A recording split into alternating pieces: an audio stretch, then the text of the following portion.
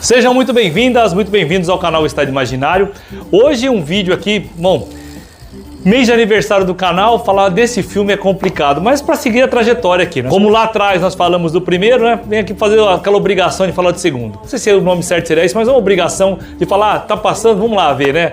Acho que não vou gostar, mas vou lá para ter a certeza que não gostei mesmo. Então, vamos falar aqui hoje de Shazam, Fúria dos Deuses, fazer o quê, né? Fazer o Shazam 2, né? Pra quê, né? Pra quê? Mas vamos que vamos, né? Eu teimosia da DC. Então, roda a vinheta. Shazam!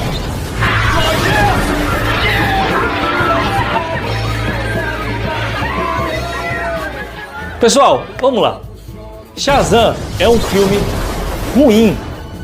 Aí vocês vão falar assim, poxa, mas que pretensão a sua, Jeff? Então quer dizer que você agora tem a sabedoria de Salomão, então você é o sabe tudo? Gente, tem coisas que realmente não dá pra entender. Vamos começar do zero absoluto.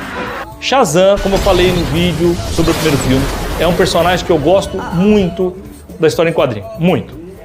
Quando nós tivemos lá, nos idos de 70, uma série do Shazam, eu achava ela tosca, mas pra época tava tudo certo, né? Não era a minha melhor série, mas eu seguia e tá tudo certo. Ok, os episódios que eu assisti na TV na época. Inclusive essa série das antigas é homenageado, é uma das homenagens, uma das referências que é feito lá no filme agora, Shazam, uma das boas intenções. Apesar que de boa intenção o inferno tá cheio, né? Literalmente. Então, vai lá, você coloca... não é que é questão de ser datado, mas 90% do público, boa parte, para não dizer 90% do público vai assistir, nem se toca dessas referências. Então fica uma coisa, homenagem por homenagem, não sei, mas enfim. Eu tava lá, me senti homenageado quando apareceram ali, não vou dar spoiler aqui, quando apareceram essas referências, mas, né, fazer o quê? O easter egg pelo easter egg realmente não serve, o fanservice pelo fanservice realmente não serve, não faz muito sentido, tá? Ou melhor dizendo, só serve ao consumo próprio, da própria ideia. Não sei se faz sentido isso. Mas vamos lá. Shazam é um filme que, pra mim, na parte 2, comete os mesmos erros do primeiro. Ou seja, são falhas, é incoerente, o público reclamou disso, não é só o Jefferson, o público reclamou, mas eles vão lá e falam assim, não, vamos dobrar a aposta, vamos errar de novo em cima disso, vamos piorar isso, inclusive. Por exemplo, uma coisa que ninguém pode falar assim, ah não, você tá inventando moda. O Shazam é um herói que ele, na versão humana, ele é um garoto, Billy Batson. Ele é um garoto, 10, 12, depende, 9, 15 anos, não importa, ele é um garoto. Que ao receber esses poderes, porque o mago lá, Shazam, entende que pelo coração dele, ele é um herói, ele tem boas intenções, tudo mais tal. Ele é um órfão, né? Isso aí, inclusive, cansa essa parte do órfão no filme, né? No 1 já cansa, no 2 então nem se fala. Mas ok, vamos lá, você é boa pessoa, você vai ter os poderes dos deuses aqui, você vai ser o Shazam. Você vai gritar o nome, Shazam continua com aquela piadinha com o meu nome. Enfim, não acho até piadinha ruim não, tá, pessoal? Mas enfim, vamos lá. Aí ele, quando se transforma nesse super-herói com vários poderes, com velocidades, com sabedoria, com tudo mais, sabedoria, entre aspas, tudo mais, ele fica um abobalhado. Então, quando ele é uma criança, um pré-adolescente, um adolescente agora, quase adulto, né? Ele é um cara super maduro. Quando ele vira o herói, ele fica completamente imaturo. Não é assim, não é eu inventando mal, não é assim. Ele é um garoto que ao virar um herói fica com os trejeitos e tudo mais de garoto. Você imagina um garoto de 12 anos, imaturo, que recebe poderes e tem que lidar com isso porque é uma boa pessoa, então não vai levar para o lado ruim, vai levar para o lado bom, instintivamente? Ok, então aí tem uns contrassensos, algumas coisas do personagem, como criação mesmo, mas é essa a questão. Eles fogem completamente do personagem. E aí, pessoal, o Zachary Levi, tem parte da culpa disso, sim. É um camarada, parece que é um camarada boa gente, boa pessoa, um cara educado e tal. Se esmerou naquilo, mas ele se esmerou na coisa errada, ao meu ver, né? Eu mesmo, aquele série dele, o Chuck, eu já falei aqui, já adoro, né? Ele inclusive teve só 2 temporadas, ele teve o primeiro, o pessoal gosta tanto dele que pediu para ter a segunda temporada, aí não se sustentou, mas é um bom ator, tudo mais tal, mas não é para isso. Errou. Não é a cara dele, não combina, né? Mais ou menos como Ezra Miller lá, que não combina com o Flash, eles teimam mesmo assim e tal. Não combina, aí já não é questão de carisma, tá? Porque ele tem carisma, não combina. Bom, ele faz aquele abobalhado que já é comum do tipo de interpretação dele, faz ele mesmo, né? Não é um Shazam, você não é crível aquilo ali. o Superman realmente não existe e, que a gente saiba, o homem não voa sozinho. Mas enfim, ele não convence. E aí o garoto, o ator Ash Angel, que já é um galã, você vê que o garoto bonito já é um galã, ele faz aquela parte da interpretação onde recai nele. Olha, veja bem, pessoal, não é um herói com máscara, hein? Então, tanto um ator como o outro aparecem mesmo, né? Ele faz uma ótima interpretação, mas não, ele sim pode ser o Billy Batson. Ok, mais novo, depois, né? Todo mundo chega à idade, fica difícil também essa questão, mas ok. Então, eles, de novo, cometem essa falha. E a outra falha que eles cometem, pra mim, ao meu ver, só pra falar de duas, tá, pessoal? De novo, mais uma vez com os vilões.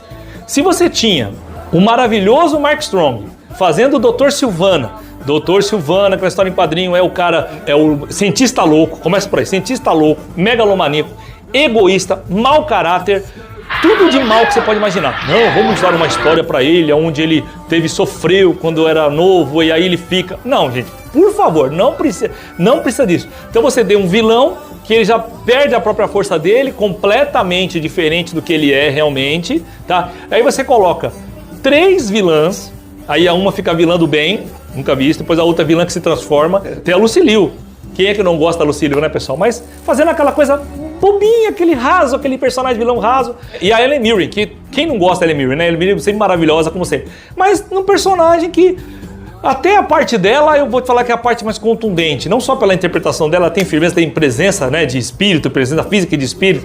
Mas tudo se perde muito ali num oba-oba, uma barulheira danada. Uma barulheira, mas uma barulheira sem fim, né? Com aquela velha coisa do dragão dando aquele grito de Godzilla, aquela coisa bem cansativa, querendo fazer as imagens, né, a fotografia como se fosse uma história em quadrinho, mas fica tudo muito forçado, né? Então, por incrível que pareça, do Shazam 1, o primeiro filme, eu não tenho nada de bom pra falar. É tudo vergonha alheia, é tudo constrangedor.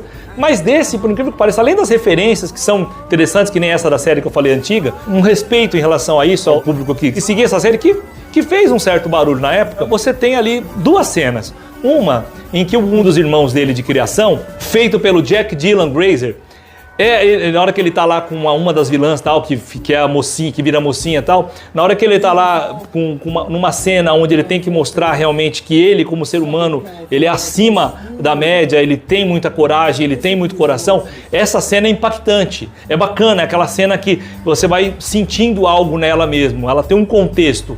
E a cena do próprio Zachary Levi como Shazam, numa redoma lá, uma cena do embate final, em que você vê um esforço dele, você vê um sofrimento dele e você vê o grito Shazam, como tem que ser, como é na história em quadrinhos, como é em algumas animações que são ótimas, né? A maioria das animações da DC são ótimas em relação a esse personagem também, aos heróis como um todo, mas a esse personagem, e aí você sente um gostinho de Shazam. Então nessas 2 cenas, uma que não é o personagem principal, é o irmão coadjuvante de luxo, e ele, você sente alguma coisa. O resto é um arremedo, é uma coxa de retalho ali muito colorida, muito com frasezinhas de efeito, com coisa que nem o Black Adam lá, né? Vocês vão entender, quem viu vai entender o que eu tô falando. Cheio de... Olha, e aí depois vocês vão entender o que eu tô falando. Olha, vamos achar um unicórnio. Aí de uma coisa completamente fora de sentido, fora do roteiro preguiçoso, bobo, sem conexão nenhuma, você tem uma cena, uma forçada na história para chegar num momento, para aquele momento virar uma cena que quer ser icônica e vira realmente uma papagaiada, uma coisa muito constrangedora. Daquela de você estar na poltrona do cinema, você dá aquela ajeitada e falar, ai, que incômodo. Gente, é realmente uma pena. Por exemplo, uma pena você perder um ator do calibre do Digimon Husson, não sei se é o nome dele assim, é o Digimon Husson, aquele do Gladiador, assim, você perder, ele faz o mago Shazam, né? Você perder ali, inclusive deles são as partes melhores, deles são as partes mais críveis, deles são as partes que realmente te chamam a atenção, mas mesmo assim ele é meio que desconstruído também, então estranho, fica estranho, mas é um ótimo ator. Então ele e a Helen Mirren realmente ficam assim até meio peixe fora d'água na obra, mesmo. Os pós-créditos do filme tem 2, realmente... Sabe, tem uma pequena graça ali, tem outras referências e tal, mas pra ter Shazam 3, do jeito que tá aí bagunçado, não sei, precisa ter, nesse formato? Gente, não precisa. E aí, uma coisa que eu vou ter que falar aqui, gente, desculpa, então, ó, spoiler, tá? Então parem por aqui, depois vocês veem o filme, volta pra cá. Gente, Mulher Maravilha. Todo mundo sabe que a Gal Gadot Convenceu, a unanimidade é burra, mas nesse caso todos nós somos burros. Convenceu, ela é a Mulher Maravilha nova. Ela representa lá a Linda Carter, para não falar nem da história em quadrinho, representa a maravilhosa Linda Carter. Okay, a maravilhosa Linda Carter. Representa. Só que assim, até a parte dela é completamente sem sentido, é completamente forçado para ela estar ali.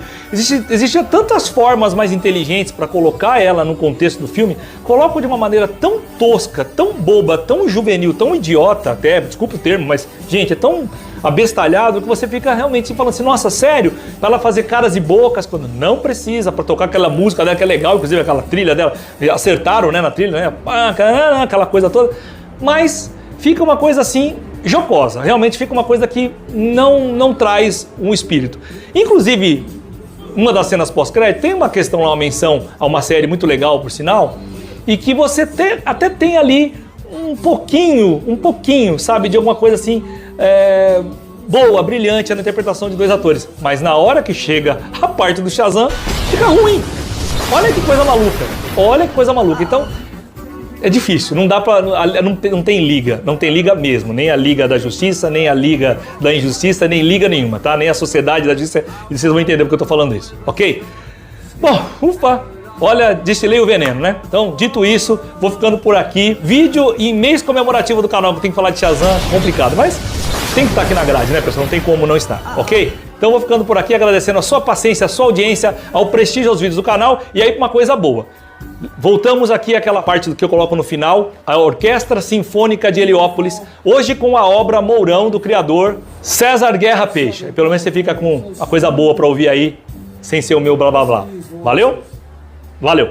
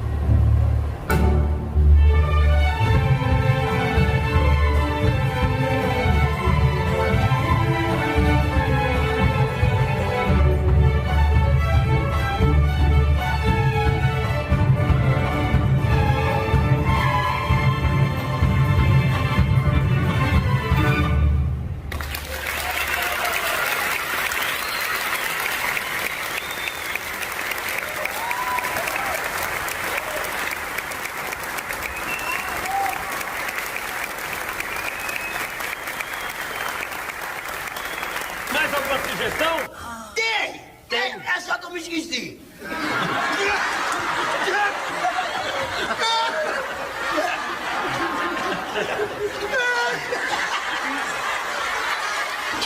Eu vou fazer uma musiquinha pra ele. Homem, você é tranviado, tem a cara de...